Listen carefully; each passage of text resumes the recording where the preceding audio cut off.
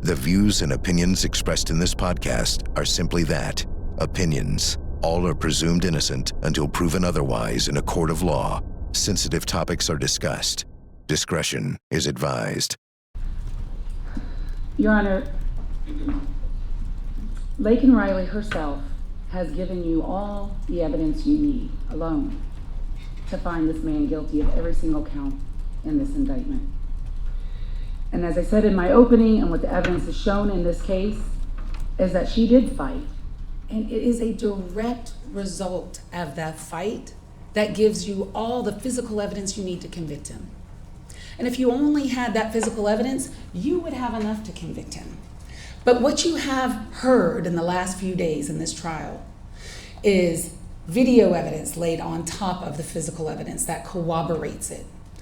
Digital evidence laid on top of the physical evidence and the video evidence that all corroborate one another. And the three forms of that evidence in this case, the physical evidence, the video evidence, and the digital evidence, combined twist this very powerful knot that this defendant cannot get out of. There is no way out for him. The evidence in this case has been overwhelming. And the evidence in this case has spoken loud and clear that he is Laken Riley's killer, and that he killed her because she would not let him rape her.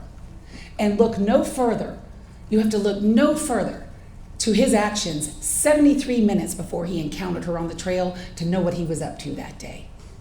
And so not only does the physical evidence identify him, the video evidence identifies him. His own brother identifies him. His roommate, Rosebelly, identifies him. The people who he was living with condemn him. But his digital evidence of posting selfies of himself wearing what is basically his rapist gear an hour before he leaves his house, that condemns him. He has condemned himself.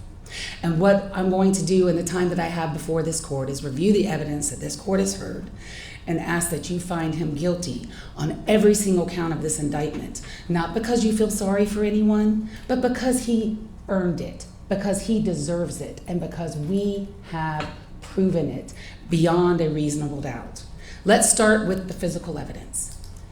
The defendant's DNA is under the right fingernails of Laken Riley. And it is only Laken and this defendant in that sample, and no one else. It was first done at True Allele, and because our Hennis and this defendant are blood brothers, he couldn't be excluded under YSTR. And then it was Diego who could be excluded by YSTR because he has a genetic mutation. But True Allele, when looked further in at the sample, eliminated both Diego and Argenis. So the evidence in this case has been, and is, that it is only the defendant and Laken Riley underneath her right nails. And how did that happen? Because she, in her fight, marked him, scratched him. And the testimony from Ms. Hinkle yesterday, when asked, well, how do you get a person's DNA underneath your fingernails? One of the first things she says is scratches or bodily fluid. Casual contact is not enough, and wearing an item is not enough. And how do we know that? The black Adidas hat that we all see for our own eyes on Diego's head doesn't have his DNA on it. I mean, contact DNA isn't the magic bullet that everybody likes to pretend it is in front of a jury. But we know Diego was wearing that hat. You can see it for your own eyes. And I'm going to talk a lot more about that hat and why and how Diego was wearing that hat a little later. It is the defendant's thumbprint on Laken's phone. And this was from the Daubert hearing. This is, first of all, the digital image of Special Agent Daniela Stewart, and that is digital image 597, which is in evidence on one of the thumb drives. And the court heard the testimony that we adopted from the Daubert hearing, and I have here states 28 from the Daubert hearing of October 11th, where Sergeant Stewart of the ACC Police Department, who has been a latent print examiner since 1994, has looked at thousands of prints, compared that image that Special Agent Stewart took on the night of Laken Riley's murder when they finally found her phone after dark away from her body.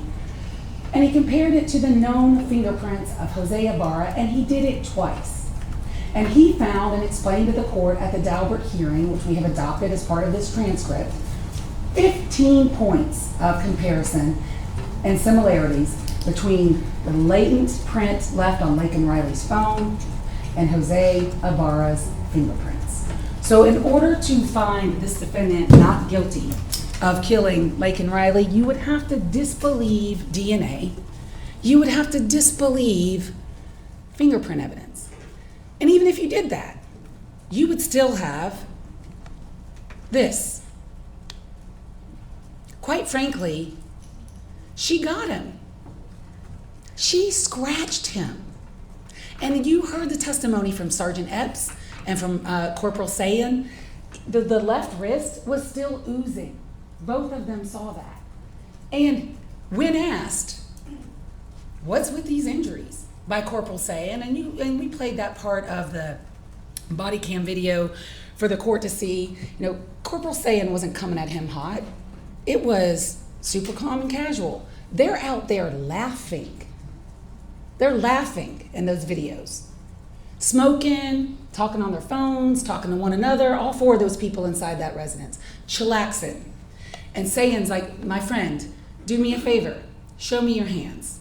My friend, how did you get those injuries? And his first response is that of a monstrously guilty individual.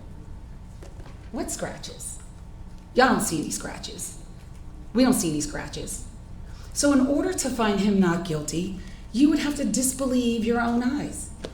What scratches, he says? All of those scratches. And there were more scratches than that, because when Daniela Stewart, and those photos are in evidence to you, when she photographed him and made him take his shirt off, there are scratches on his back. His back. And you know what that's consistent with?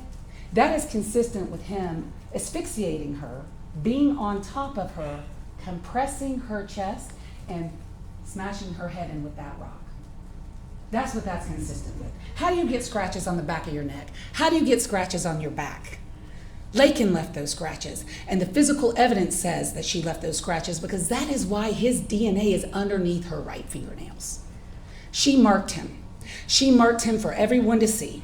She marked him for you to see. And the digital evidence that she wore that day also corroborates everything, all the physical evidence and the video evidence. We will never know. We will never know what he did to her on that trail and in what order. And we'll never know what he did to make her stop. Because quite frankly, I am certain she could outrun him if she wanted to. But she didn't. And he did something to her where she knew immediately she was in trouble. And how do we know that? From the Garmin and her phone. Simultaneously, if you put those two things together, which is what this graph is that you saw and that's in evidence, at 9:10 a.m., and there's some seconds in between them that really only matter if you're an Olympian swimmer or a track runner. It's so close together in time, it doesn't matter. It is simultaneous.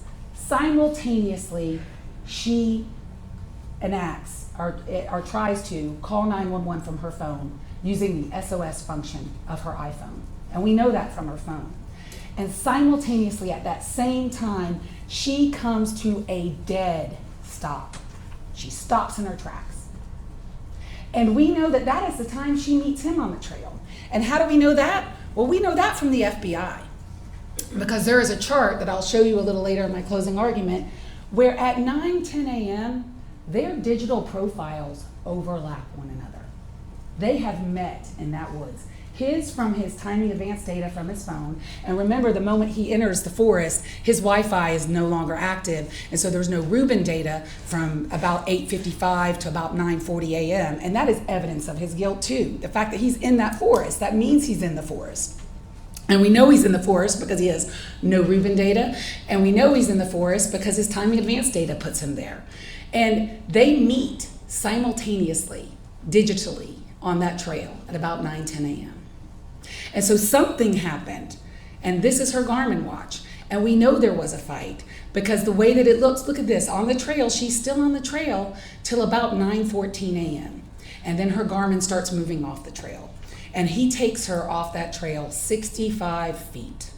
64 feet and 11 inches to be exact. 65, close enough. And he does that for only one purpose. And that is to isolate her so that he can victimize her. And that is exactly what he did. But the true allele under her nails, as damning as it is, isn't all that you have. And you could put that aside and the fingerprint aside, although there's no reason to. On the jacket that he is seen throwing away about 12 minutes or 14 minutes after her heart stops beating. And it is no coincidence that he is in that forest until her heart stops beating at 9:28 a.m. And it isn't until around 9:40 that he emerges. He is with her that entire time.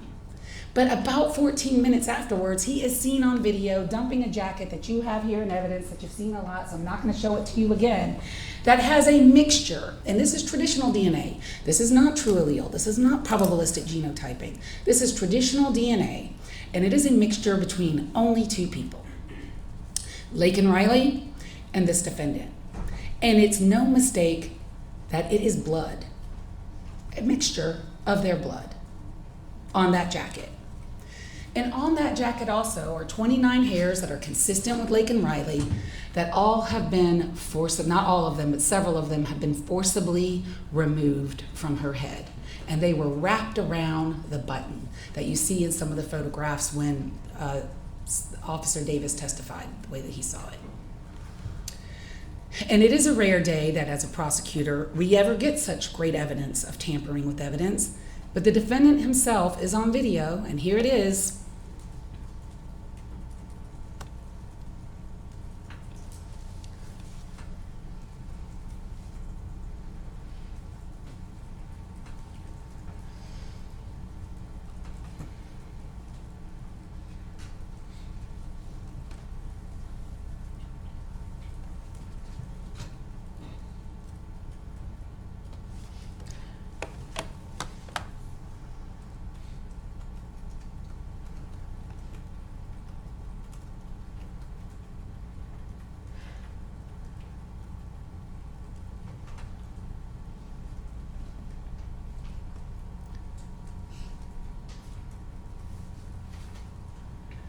And now I guess the defense will have you believe he just threw away that jacket right at this moment just because he just didn't want it anymore.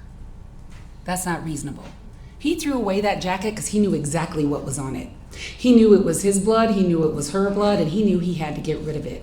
And he also knew that he had to get rid of his gloves, and so what he does further on in this frame is you can see him take them out of his pocket and throw it in the bushes. And on those gloves is Laken Riley's blood. He threw away the gloves because he knew what he had done. He knew her DNA or her blood would be on that, and he got rid of it. That is what we call consciousness of guilt in our business. He threw away those items because he knew he had killed her, and he threw them away because he didn't want anyone to find him. That's why he did it. And what's so fascinating about this video is the part where he looks at the hat. Let's talk about that. Guess what he didn't throw away? The hat. It's his brother's hat. Diego said it in the interview. That's my hat. He wears his own brother's hat to go kill someone. And he looks at it. Oh, no blood on that. He didn't see any blood on it, although there is her blood on it. Puts it back on his head. Doesn't throw that away. And then lets his own brother walk around with it the next day. And the fact is, if Diego had not been wearing that hat, we may have never caught these people. We may have never caught him. But Diego was wearing that hat. Do you think for 1 minute, Diego would have to be the dumbest killer on the face of the planet if he killed Laken Riley and was still wearing that hat around? Because what Laken Riley's killer did was he got rid of all the evidence. At least he thought he did. And that hat right there, he couldn't see her blood. And he gives it back to his brother. And luckily for all of us, his brother decides to wear that hat that next day. And we know his brother wasn't wearing the hat on that day because you got to see the video for yourself where Diego goes to work on the day of Laken Riley's killing. He's at work and he's wearing a completely different hat. And each day that we have of the videos of where he's going to work, he's wearing a completely different hat. So this this defendant, this killer, gives a hat back to his own brother that he was wearing when he killed Laken Riley. And I have to take a moment. You know, the officers in this case have done a lot of things. They dived into dumpsters. Daniela Stewart told you she was on her hands and knees on that crime scene looking for rocks that were similar. Couldn't find any rocks around where Laken Riley was murdered. A lot of it, you know, Sergeant Timothy Johnson, whose testimony we adopted from the hearing in October, you know, just hitting the streets looking for things. Zach Davis, dumpster diving. It was a combination of good police work and, quite frankly, just luck. We were lucky that Diego decided to wear that hat. And do you think for 1 minute if Diego had killed her, he would have put that hat on? No. And looking in the video that you see, and you saw slowed down versions of it, Diego has tattoos on the back of his neck. They are not in that video. Rosebelly herself, who knows both of these two, identified this defendant in that video. And if you're concerned about whether she's right about that, well, the FBI's digital profile of this defendant's device hovers over that dumpster at 9:40 a.m. It's him, and there is no doubt that it's him. Here is the FBI profile, digital profile from the CAS team of the defendant's device now over the dumpster. In the center of this is D1, 9:40 a.m. He's at the dumpster that we just saw him at, dumping bloody clothes.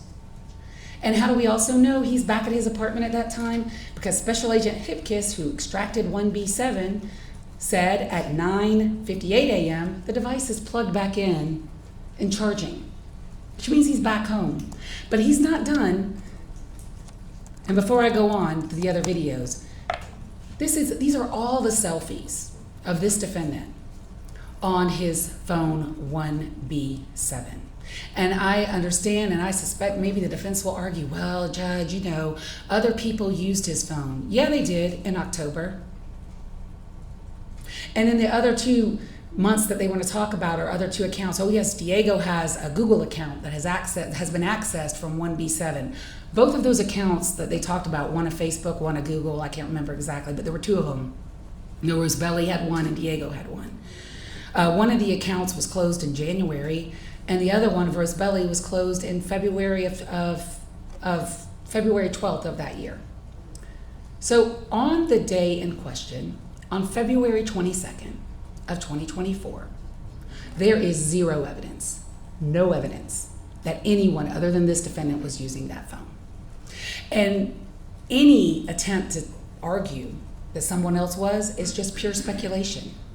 Because the only activity on the phone prior to leaving is him taking that selfie at 5:30 in the morning.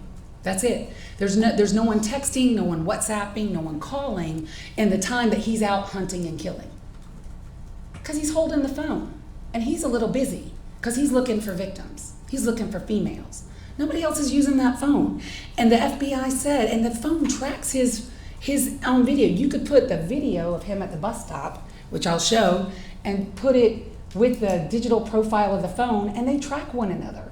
So the videos and the digital profiles track one another because he's holding the phone at the time. And this is what he does when he gets back. His phone is plugged in at 9:58 a.m., but he's not done destroying evidence.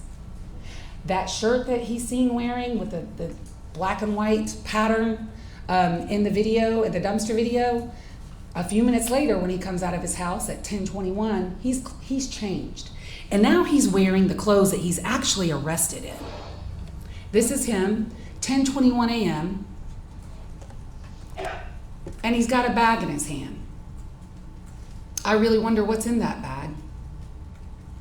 Never found that bag. And he didn't want anyone to find that bag. And how do we know that?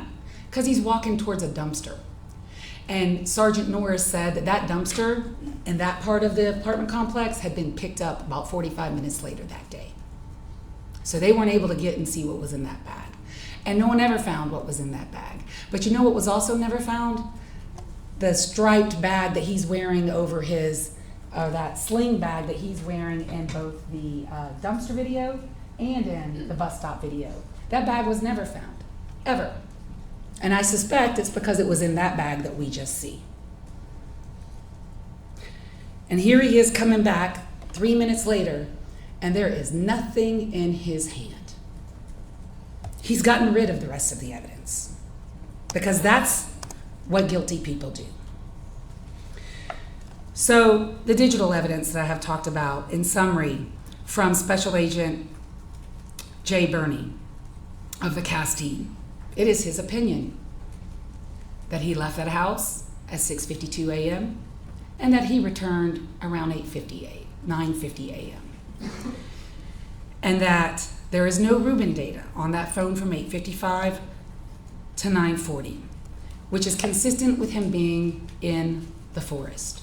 This is the slide from, and this is what summarized Special Agent Burney's testimony, that at the time at 9:10 a.m., so on this slide here that was before the court, page 29 of his exhibit, at 9:09 a.m. to 9:12 a.m. is where on the trail Laken Riley and this defendant meet, digitally and in person.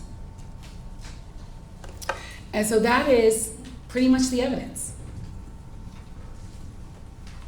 His DNA is there, his thumbprint is there, and he's on video dumping evidence associated with the crime shortly thereafter.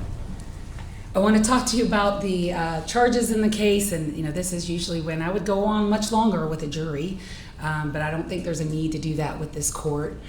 These are slides that I use in murder cases where I close all the time in front of juries. The court is aware that in the state of Georgia, we have malice murder. The defendant is charged in count 1 of this indictment with malice murder. Malice can be proven in 2 ways, as you know, but we really don't even need to talk about implied malice in this case. This is express malice. Everything this defendant did to Laken Riley on that trail showed his intent to murder her. And what express malice is simply the intent to kill. And so what evidence is there that when he interacted with her on that trail and when he drug her off that trail that he intended to kill her? Well, look no further than the evidence of the medical examiner in this case. He put huge holes in her head with a rock, and he did it more than once. And there could be no other reason to do that other than to silence her forever, so that she could not call Sergeant Maxwell or anyone from the University of Georgia Police Department and report that he tried to rape her. Because guess who did call the police on him? Tejaswi. And we're going to talk about that count in the indictment. And he ran away after she confronted him at the door. So he had a motive to kill Laken Riley, but you don't even have to go that far. All you have to do is look at his actions and look at the state's exhibits that we admitted through the medical examiner and look at those 9 holes in the left side of Laken Riley's head.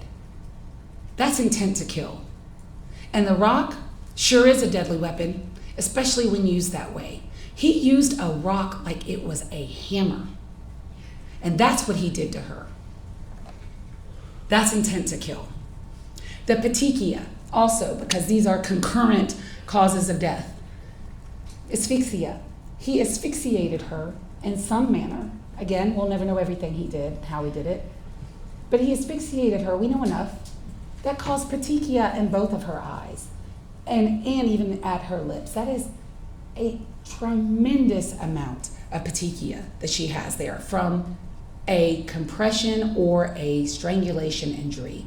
He was depriving her body of oxygen long enough to form those wounds on her. He intended to kill her. There is no other reasonable explanation for that conduct.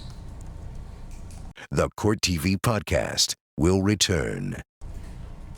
We have also charged 3 counts of felony murder in this indictment. I'm not even going to define it for the court because I know you know what it means, so I'm just going to go straight to the felonies. And they are kidnapping with bodily injury, aggravated assault with intent to rape, and aggravated battery. First, with the kidnapping with bodily injury, that is exactly what happened in this case. And that actual felony precedes the murder in time, because he didn't murder her on the trail. He took her 64 feet and 11 inches off the trail for the purpose of victimizing her. That is asportation, that is recognized under our law, and it is what permitted him to do the things to her that he wanted to do all along. And if he hadn't had asportated her off that trail, he would have been interrupted. So it is a kidnapping with bodily injury. And I have a crime scene photo here from, again, Daniela Stewart, where she shows marker 1, which is Laken Riley's other AirPod. And that's how we also know there was a struggle on the trail. Sophia and Lily find, and we know Laken was listening to music when she was running. They find her AirPod, one of them, in the middle of the trail. And there's a photograph in there. A little towards the side, but still on the trail. AirPod number 2 is found by Daniela Stewart, where marker 1 is off the trail. So there was some kind of struggle between the two of them on that trail, and it's also shown on her Garmin, where she loses her AirPods on the trail. And he takes her off that trail. And we'll never know exactly how he took her off the trail. Did he pick her up and carry her? Did he somewhat drag her off the trail? Did he somewhat push her off the trail? But we know that he took her 65 feet because we know that's where her body was found. And also Daniela Stewart saw like a leaf. She called it a displacement of the leaves, and she marked it with those orange flags, but no real dragging marks. So that's a kidnapping with bodily injury. Taking her off that trail, and in the commission of that crime, he kills her. He is guilty of felony murder, with the underlying felony being kidnapping with bodily injury. It's not contested that she has bodily injury. But the aggravated assault with intent to rape, there are a lot of questions about, well, could her shirt be up from dragging her? I suppose the defense might be, well, I killed her, but I didn't intend to rape her. Well, that makes no sense. Because the only thing that makes sense about why these two individuals who don't know each other, never met each other, had this encounter on this trail at this moment while Laken is out for her morning jog, is because he wanted to sexually assault her. What evidence do we have of that?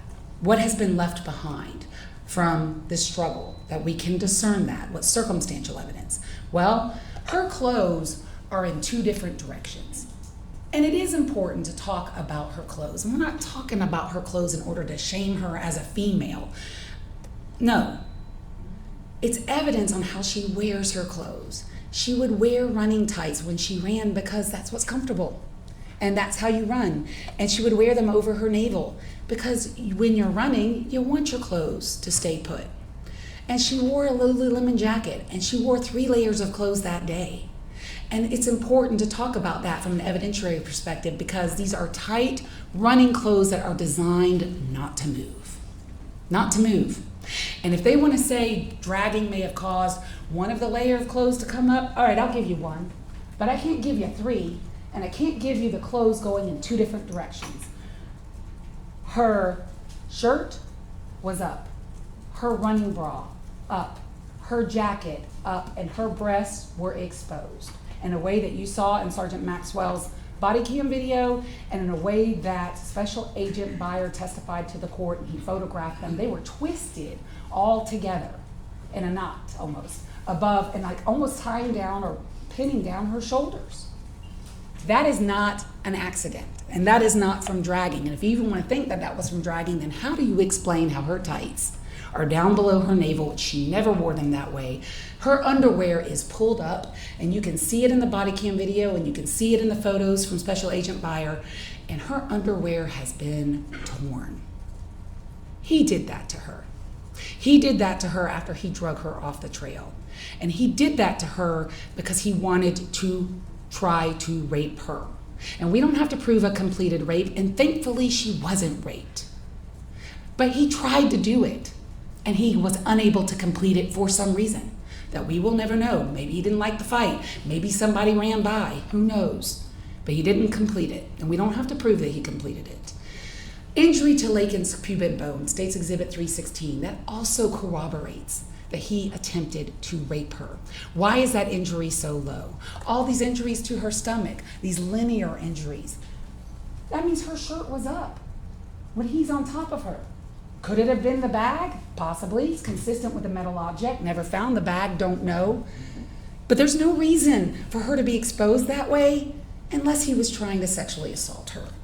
That is the evidence of aggravated assault with intent to rape. It's the only thing that makes sense about the encounter, but there's all that physical evidence that supports and corroborates that that's exactly what he did out there. Aggravated battery. I could talk forever about aggravated battery and disfiguring her skull. Just look at State's Exhibits 305 and 307. I really don't need to say anything else. Look at those two exhibits. That is the very definition of aggravated battery under Georgia law. He is guilty of aggravated battery and felony murder, with the underlying felony being aggravated battery. Obstruction of a 911 call. The SOS call was made, no doubt about that. We got that from not only Laken's phone, but we also got that from Kevin McCreevy from the 911 call center. She made a call. It was answered. You heard the call. Kevin McCreevy testified. The caller hung up on the 911 center. That was his testimony. The 911 center called Laken back twice, and that you could see that in her phone. And neither call was answered. Who hung up the phone? Well, he did. How do we know that? State's Exhibit 28. It is no coincidence that his thumbprint is on her phone where you would go to hang up an iPhone. And also on that call, that was about a minute call, you hear him say, "Yo, Tango." I have. Yeah, you do. You do have. You had her phone. And he hung it up. And when 911 called back twice, no one answered. And her phone is separated from her body. So her body is in, she was murdered by the tree. She was moved and hidden and put leaves over her.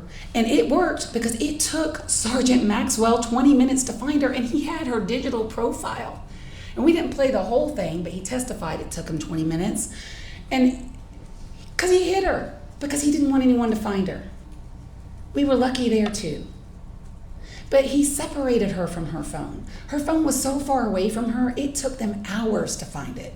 You heard Sergeant Norris, I was walking through shining a flashlight. I almost stepped on it. You saw the video of his body cam. You saw how dark it was out there when they found her phone. He separated her from her phone because he didn't want her to complete that 911 call. And she didn't. He's guilty of that. Tampering with evidence. I've already covered this. It is rare we get this on video, but we got it on video.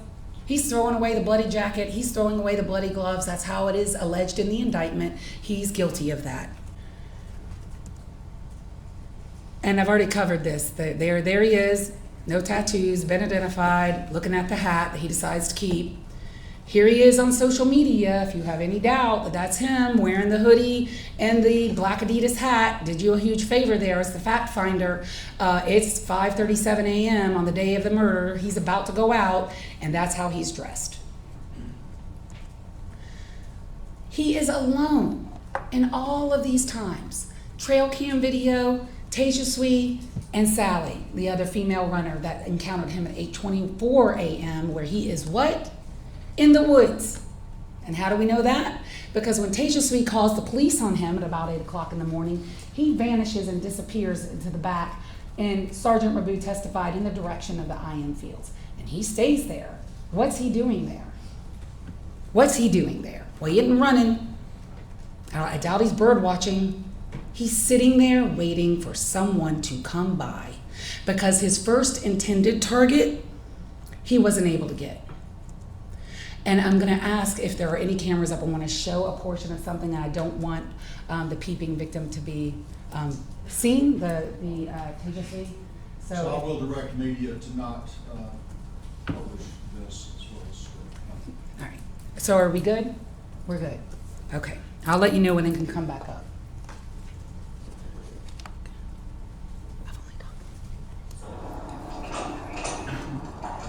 Hey, I'm sorry.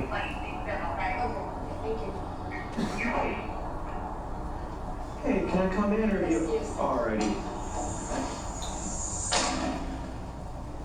So I'm just gonna get one thing over the radio. 6427, I believe it's gonna be the north facing at the end of the building.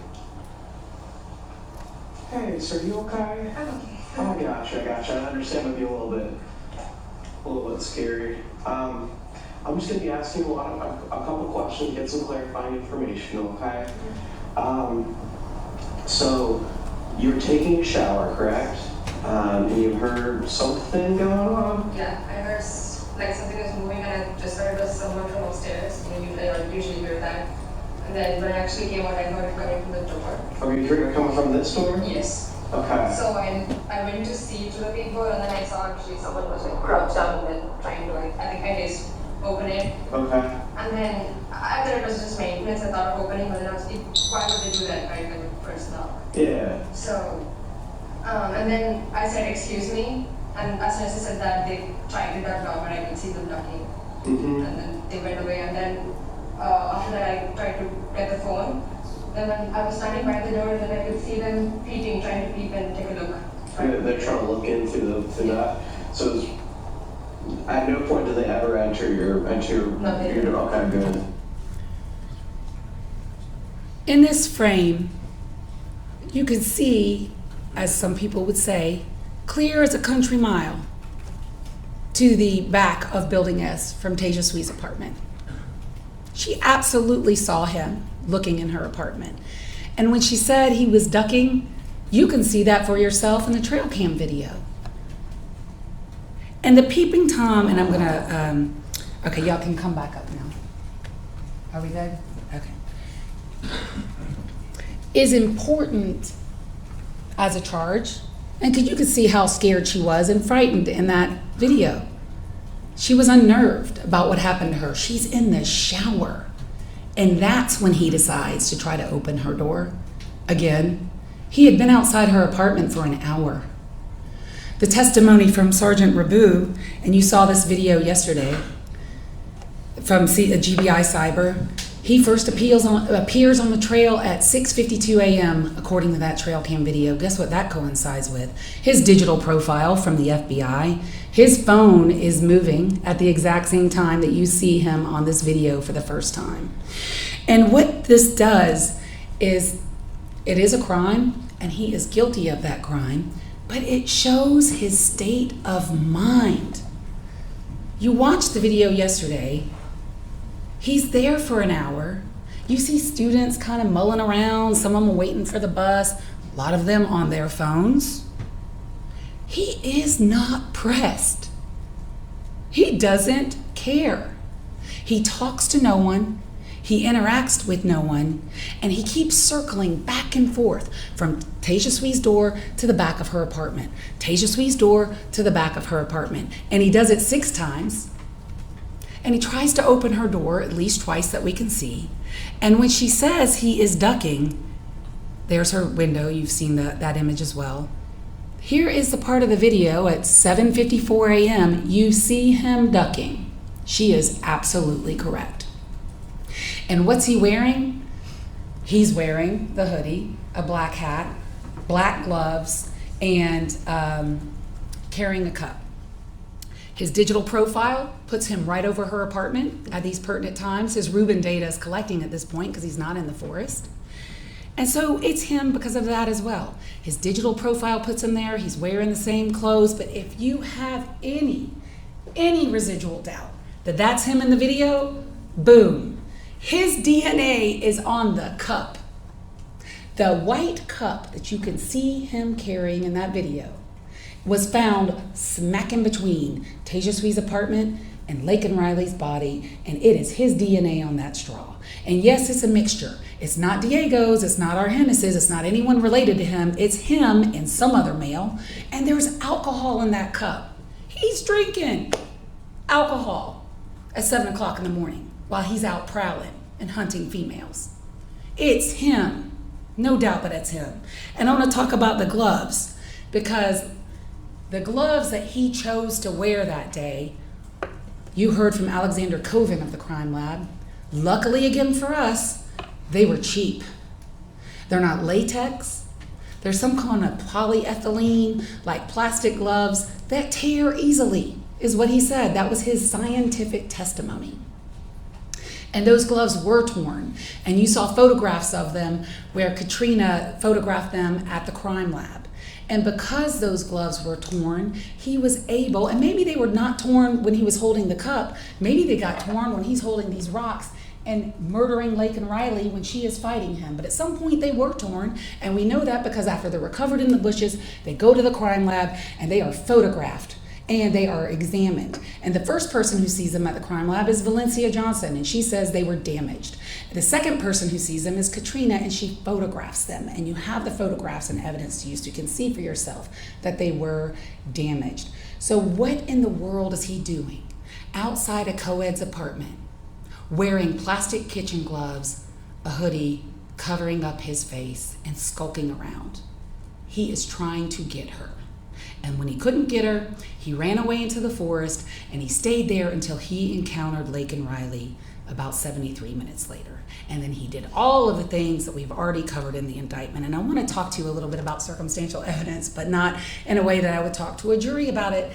There is no legal difference between circumstantial evidence and direct evidence. It's not bad, it's just different. And in this case, it is powerful. And it is layered upon layer upon layer. And there is no way out for him. He is guilty of everything in the indictment. I want to talk to you about the defense case. And this is actually something that a scientist said yesterday. It's amazing how trials are, how people say things you never expect it, and they just have a life of their own. Trials. Ashley Hinkle yesterday, I think it was on Cross. The absence of evidence is not evidence of absence. I couldn't say it better myself. I suppose their defense is Diego did it, because that's all we've been talking about is Diego. And yeah, Diego was a suspect because he's wearing the hat that they saw. But eventually, you know what the officers didn't do in this case? They did not turn a blind eye. They got Diego's phone, they got Diego's DNA, they interviewed Diego, and they followed it to its natural end. They looked through hundreds of hours of video. You saw the chart that Detective Norris put in on Friday of all the videos around the IM fields. And there were multiple cameras. He and Sergeant Rabu and Special Agent Lucas Beyer, they watched hundreds and hundreds of hours of videos. Guess who's not anywhere near the IM fields at the time and on this day? Diego. He is nowhere to be found. And the only way that Diego could have done this crime, and the only way that it could be even like a reasonable hypothesis that he could have done this crime, is if he had two things. Number one, magic pixie dust. He would need the magic pixie dust to put his brother's thumbprint on her phone. He would need the magic pixie dust to put his brother's DNA underneath Laken Riley's fingernails. And he would also, in addition to that, because of the video evidence, he would need one other thing. And that would be Harry Potter's invisible cloak. He would have to put that on and go to the IM fields and do these things because nobody sees him. And I want to talk about Stephanie, because what your decision is today is it's Stephanie versus science. Stephanie, who wants to invoke the fifth when asked about whether she had a sexual relationship with Diego, which goes to her motive for being here. And the conversation, which is so interesting, that she said she had with Diego on the night of the 22nd, after the police were in her apartment, and we know it had to be the night of the 22nd because it was after Laken Riley's body was found, which was noon on the 22nd. But before 8 a.m. in the morning, when Sergeant Johnson sees Diego wearing that hat that his brother left in the apartment after killing her, and she says between that time she had a conversation with him at some point. Well, guess where Diego was that day on the 22nd? You saw it for yourself. He was at work. And he was at work till about 11 p.m. And it was Stephanie's birthday, and she was out drinking, and she drank so much, Judge, that she even said, and the GBI, Annie Mormon, confirmed, she was drunk when she was talking to the GBI the next day still. And maybe she did have some semi kind of conversation with him, and even then, if you take her at her word, it's not a confession. There is no evidence that he did anything except be a brother to him. And it's pretty low down that you're going to take the killing hat and then let your brother wear it around in the apartment complex the next day. But that's just what a killer would do. So to believe her, you would have to disbelieve all of that. And then today we heard some unreliable inmate hearsay. Not reliable. And cannot weigh anything against the mountain of forensic evidence, video evidence, and digital evidence that you've heard in this case. And yes, here is Diego wearing that hat. You think he'd have worn that if he had known what was on it? He didn't know. Glad he wore it. He didn't know. And so that completes my portion of this closing argument, and I will see to defense and see Your Honor at rebuttal. Thank you. This is the Court TV podcast.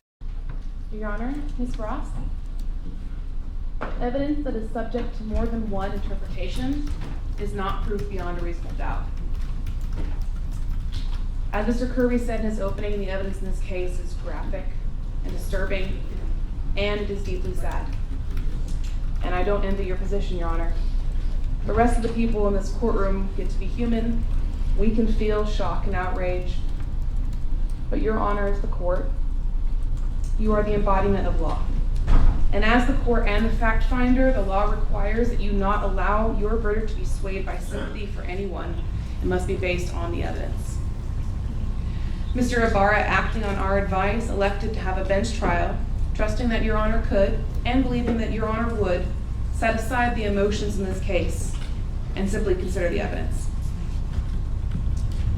So I'm going to catalog for Your Honor why I think the facts and the evidence in this case should leave you with some reasonable doubt. Before I do, I want to touch on two legal principles. Your Honor is already familiar with them, but I do want to make my legal arguments clear for the record. The first legal principle is embodied in OCGA 2446. And that law requires that when the state's case is built on circumstantial evidence, they have a higher burden. They have to go one step beyond proving their case beyond a reasonable doubt. They also have to exclude, beyond a reasonable doubt, any other theory consistent with Mr. Ibarra's evidence, in a sense. Because the evidence is subject to more than one interpretation, it is not proof beyond a reasonable doubt. And while the evidence in this case is voluminous, it is circumstantial. The second principle is the difference between a party to a crime and accessory after the fact. This principle is codified in OCGA 161050, and I would also direct Your Honor's attention to Purvis versus the state. Purvis is spelled P-U-R-V-I-S. That is 208 Georgia Act 653. And that case basically explores the difference between proving that someone is involved in a crime while it is committed versus proving that someone is involved in the cover-up of a crime. The important difference, Your Honor, is that if the evidence shows that Mr. Ibarra was involved in the cover-up of the crime, but does not prove beyond a reasonable doubt that he was involved in the murder itself, Your Honor would be authorized to find him guilty on the tampering with the evidence charge, but not with the murder. So now I want to talk about the evidence that was presented. First, I'm going to discuss the reasonable doubt in the state's case that Mr. Ibarra was involved at all. Then I'm going to discuss two alternative theories that are consistent with the evidence that would show Mr. Ibarra is not guilty of the malice murder or the felony murders. And then finally, I want to discuss a few specific elements of a few crimes and the evidence we've heard on those. The state bases its case in chief on some categories of evidence. There's DNA, there's a fingerprint. They talked about the digital evidence and the surveillance footage. There is reasonable doubt in each of those pieces of evidence. I'll start with the DNA. There is doubt based on what was tested and doubt based on what was not tested. When Ashley Hinkle was on the stand testifying and Mr. Kirby was cross-examining her, she talked about the limits of her science. She talked about the fact that some of the factors involved in testing for DNA are controlled by humans and some are run through a program. She decides how many people's DNA is on an object and then asks True Allele software to compute from that number of people the likelihood of whose DNA that is.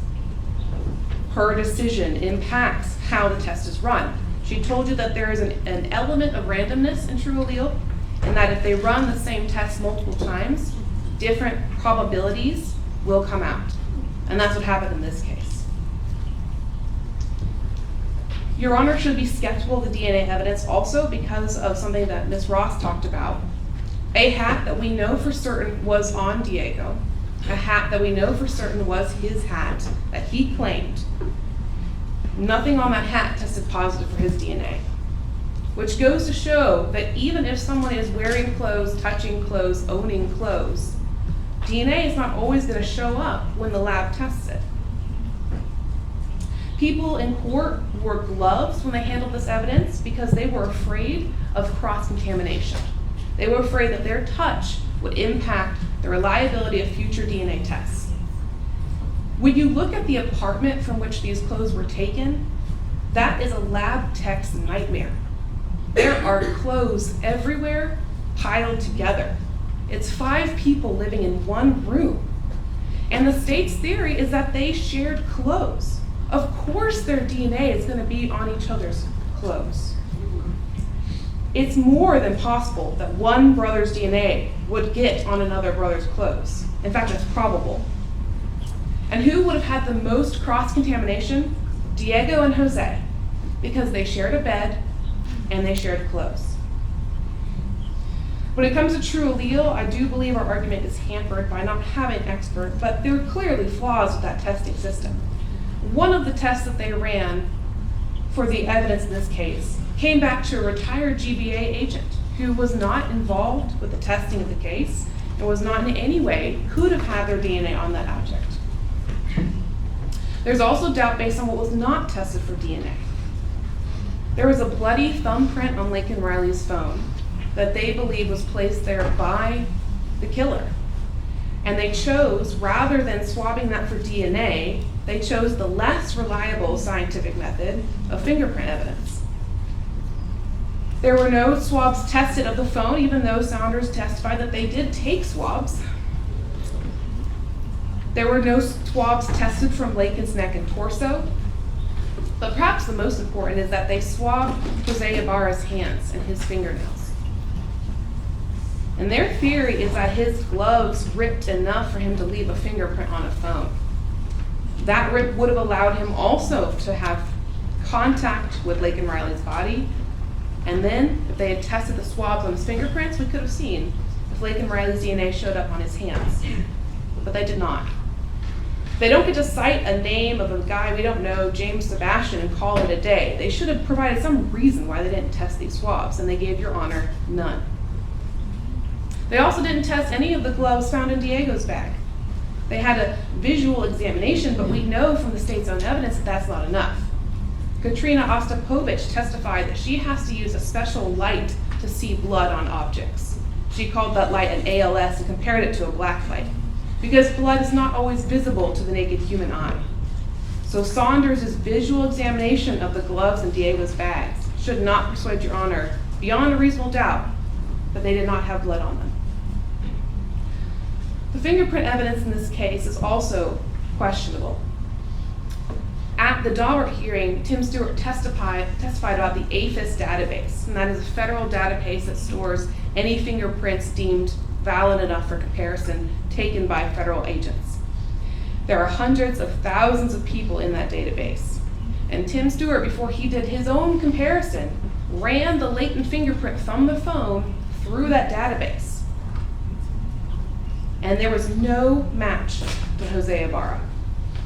He wasn't even in the 120 possible candidates that APHIS populated for Tim Stewart. I want to also speak briefly about confirmation bias. When we were speaking to the medical examiner, she talked about how when she looks at the case, there's information already populated in the system that she doesn't generate. The case number and the involved parties. And the involved parties in this case are telegraphed to the scientists at GBI as to how the state wants the evidence to come out. The information said subject Jose Ibarra and elimination Diego and Argenis Ibarra. And unfortunately, when you're testing for DNA and you know ahead of time the result you're supposed to get, that colors the process and weakens the scientific reliability of those DNA tests. Now, as to the phone location data, their theory is that Jose had the phone. Agent Hipkiss testified that Jose is the user of the phone. Their evidence relies on the fact that Jose had exclusive access to that phone, but that is dispositively not true. Norris testified that other individuals were communicating with other members of someone using that phone in October. The stipulation of the parties showed that there were other accounts on that phone. There were 2 Gmails belonging to Diego, and there was some evidence that that email account was active in January of 2024, which is a month prior to this. Rose Bailey had a Facebook Messenger account on there. Jose's mother-in-law had a Gmail account on there. There are multiple Instagram accounts belonging to Diego on there. That's all stipulated. And even if you consider that Jose had the phone, the testimony of Jay Burney shows that there is some shakiness as to exactly where that phone was at the time of the murder. The broad band of where that phone could have been due to the delayed timing evidence of the phone is quite wide. It covers parts of the Oconee forest and parts that are outside the forest. He concluded that the user of the phone must have been in the forest because of the lack of Wi-Fi Rubin data, but he also conceded that that Wi-Fi Rubin data could have been lacking if someone turned off their Wi-Fi. That uncertainty as to what caused the Wi-Fi to not respond is reasonable doubt. In the dumpster video, Your Honor should have some doubt based on the angle and the quality of the video. Rose Bailey did identify Jose, but she testified that the reason she identified him was because of the hat and the shoes. The hat that we know Diego owns, and black slides that we know Diego owns too, because the agents found a second pair of black slides in the apartment when they searched it. So the hat and the shoes that Rose Bailey identified for Jose could just have easily been Diego's. In the 911 call, no one identified the voice. I don't know why the state didn't ask Rose Bailey, but she was here. Maybe she could have testified of who was speaking, but no one did. And the phrase that the state would like you to believe is being spoken, yo tango, was heard by somebody who does not speak Spanish. We don't know what is being said on that call. We don't know who says it.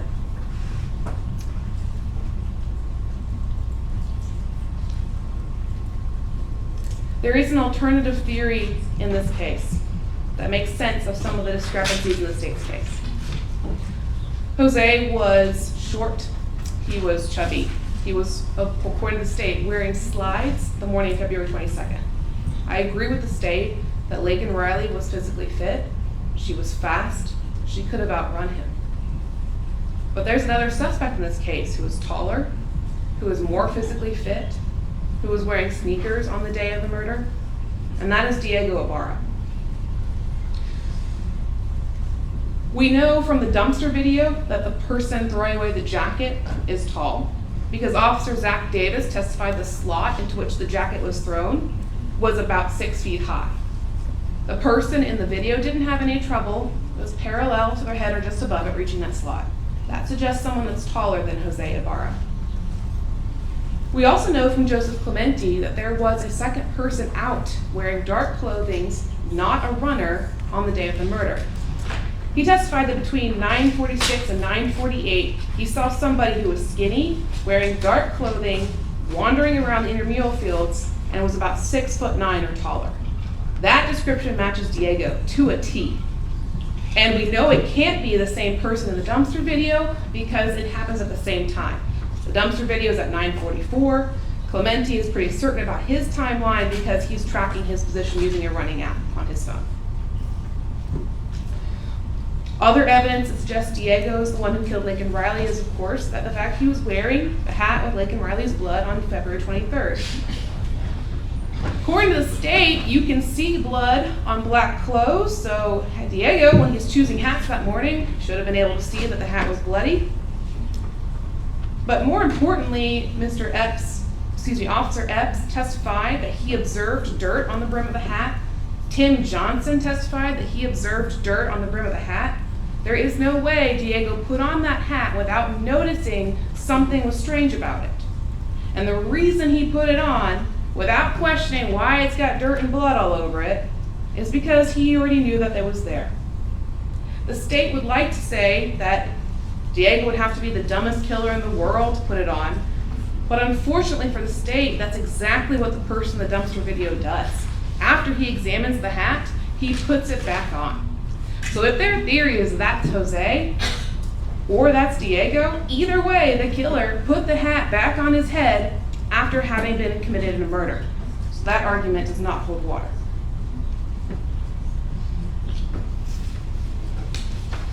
Now, back to the Court TV podcast.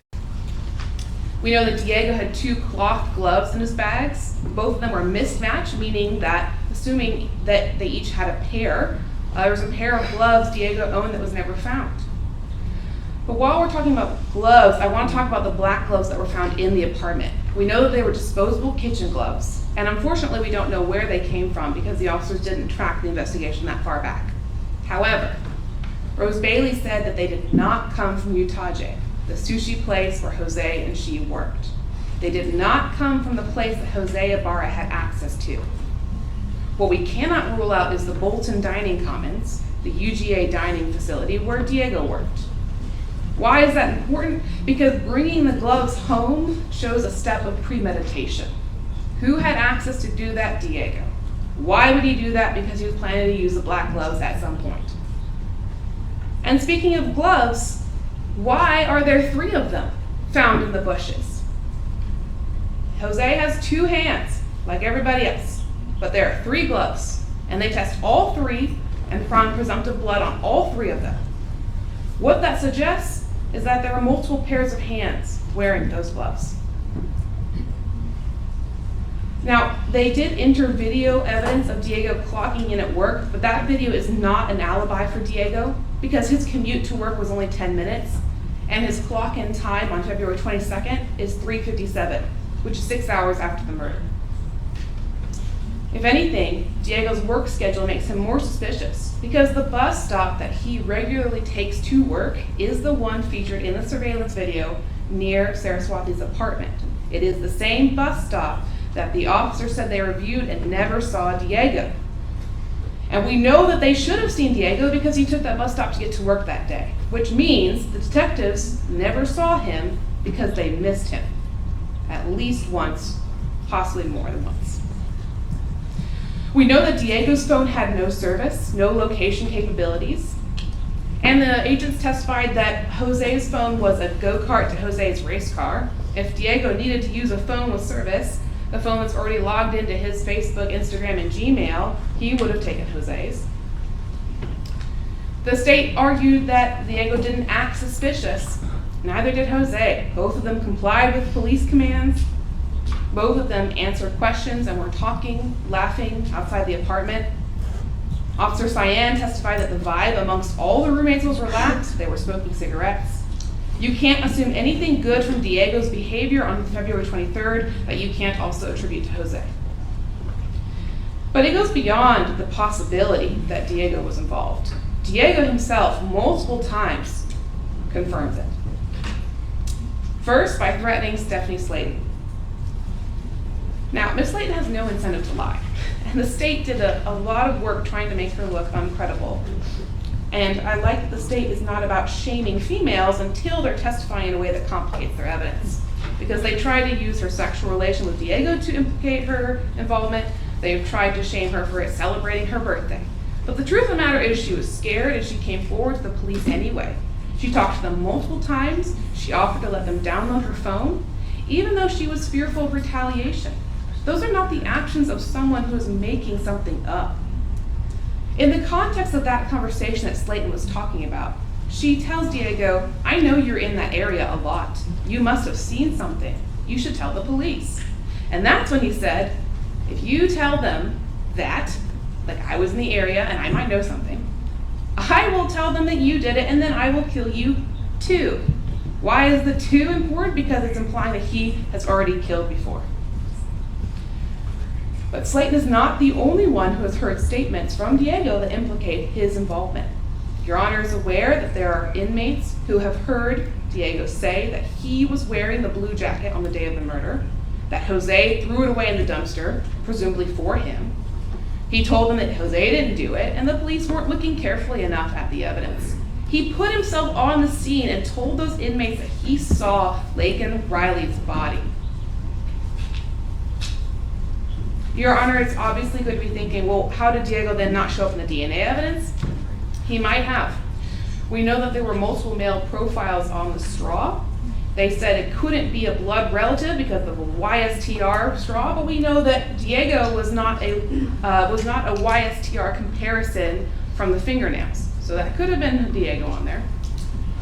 And as Ms. Hinkle said, the absence of Diego's evidence is not evidence of Diego's absence from this case.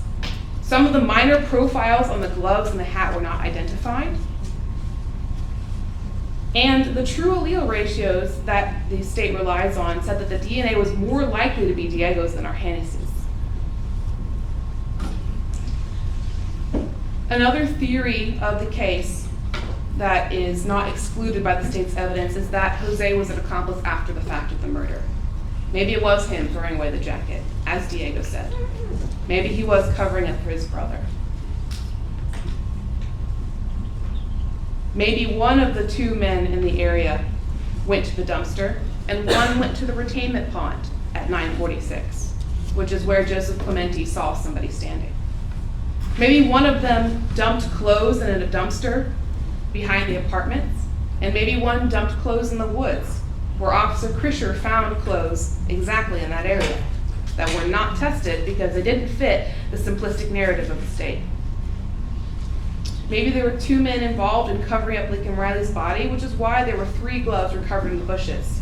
2 people wearing 2 gloves, and we just don't know what happened to the 4th. To explain why there are 2 rocks in this case. We know that Jose was looking for Diego on the morning of February 22nd, because Agent Hipkiss testified that at 2:30 in the morning, there's a missed call from Jose to Diego. So there is some evidence that he was looking for Diego. The Spanish phrase in the 911 call could be Yo Tango, but it could also be the name Diego. That could be Jose saying his brother's name. Under that theory, of course, Jose would be guilty of tampering, but that theory does not prove that he was present or involved in the murder of Laken Riley. I want to speak last about 2 specific charges, aggravated assault with intent to rape and the peeping Tom charge. Their basis for concluding that the aggravated assault was intent to rape was the state of the clothes and the markings on her body. But Maxwell, the officer who found Laken Riley, testified that the area where he found Laken had vines and thorns. He testified about those catching on his uniform as he walked around looking for her. And they also, so it could have been that she was cut up by the vegetation in the area. We know that she unfortunately was dragged at some point because the scene where the blood is separate from where her body was found. So the scratches could have come from her being dragged to another area. And we also know it's unlikely to have been the scratches of her assailant from the fingernails, if that assailant was Jose, because when Daniela Stewart went to take his fingernail clippings the day after the murder, they were too short to take any clippings without having cut into the quick and being very painful. So it's unlikely to have been Jose's fingernails that caused those scratches. We also know that she had bloody marks on her ankles that didn't correspond to the wound, which suggests that somebody with bloody hands grabbed her ankles and used that to move her. And that could explain how her clothes were pulled up in that dragging position. We know that there was a struggle. We know that Miss Riley fought. Somehow her clothes could have ended up twisted in that struggle. And lastly, the intent to rape is a very specific intent. It's not just an intent to sexually assault someone. It's not just an intent to look at someone. It's not just an intent to expose their breasts. It has to be the intent to commit the legal definition of rape. And in this case, there's no evidence of trauma, according to Dr. DeMarco, of anything like that having happened or even attempted to happen. As far as the peeping Tom, the only part of the evidence I wanted to highlight for Your Honor at this point is that when Ms. Saraswati identified someone looking into her apartment, She said she never saw any part of his face, only the rim of his hat. So I think there's reasonable doubt that someone was actually able to look in. It may have just been the hat that was visible to Ms. Saraswati. Just one moment, Your Honor.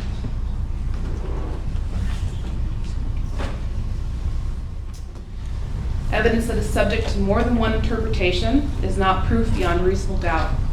I would remind Your Honor that even if you think the alternative theories of the evidence are less likely, but they present any reasonable doubt, you would still be required to find Mr. Ibarra not guilty. We ask that Your Honor apply the exacting standard of the law to these facts and find Jose Ibarra not guilty. Thank you. Ms. Ross? So what we just heard really is magic pixie dust defense. It is not reasonable, it is not supported by any evidence, and it is desperate. And it is a combination of a break with reality and mischaracterization of the evidence. And I can just give you a few examples. They did not report, the GBI did not report that someone else's DNA who used to work at the crime lab was in any of these items of evidence.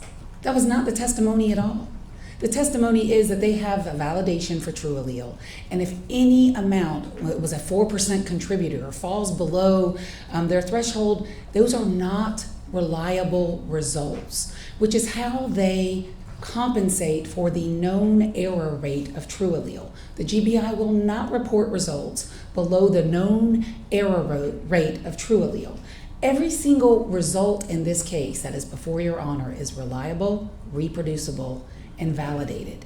That's why they reported it. If it were not those things, they would not have reported it. And then let me give you another example of the desperation. Well, the straw could be Diego's. No, it can't.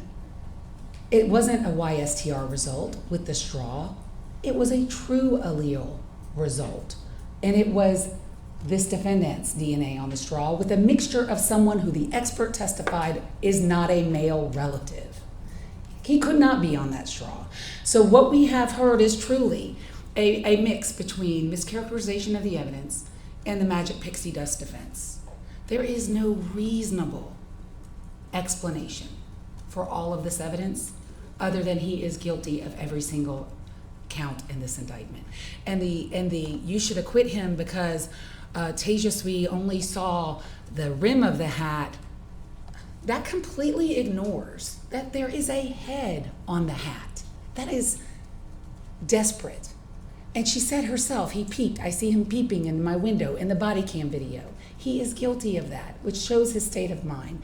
And her aggravated assault intent to rape truly is what I thought it would be, which is he killed her, but he didn't try to rape her. Her underwear is torn. And I know Your Honor is an experienced jurist. There are multiple cases out there in the state of Georgia that disheveled clothing alone is enough to support a conviction for aggravated assault with intent to rape. But we have more than that because we have his motive 73 minutes before, and we have the evidence of her clothes going in two separate directions. So those are, as my old trial partner used to say, just ink in the water. That's just to distract the court. The defendant, our evidence isn't based upon him having exclusive access to the phone. We never said that. She said that. What we have said is he had the phone that day, and there's no evidence to contradict that testimony. In order for you to find him not guilty, you would have to ignore all the evidence. They're saying, don't believe the DNA, it's not reliable. Don't believe the fingerprints, it's not reliable.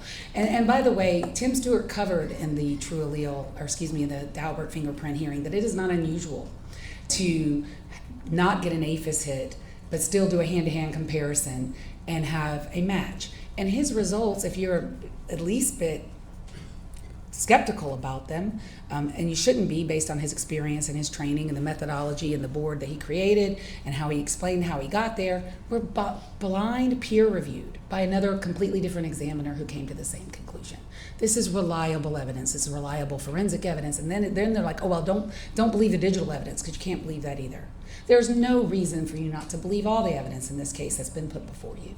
And when you look at all of it together, it has only one reasonable explanation, is that he is guilty of everything in this indictment.